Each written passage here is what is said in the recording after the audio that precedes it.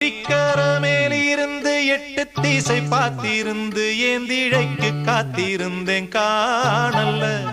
மணி 7 8 ஆன பின்னும் ஊரடங்கி போன பின்னும் சோறு தண்ணி வேணும்னு தோணல்ல.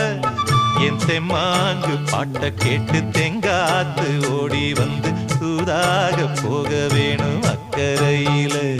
நான் உண்டான ஆசைகளை உள்ளார பூட்டி வச்சு ஒத்தேல வாடுறேனே இக்கரையிலே.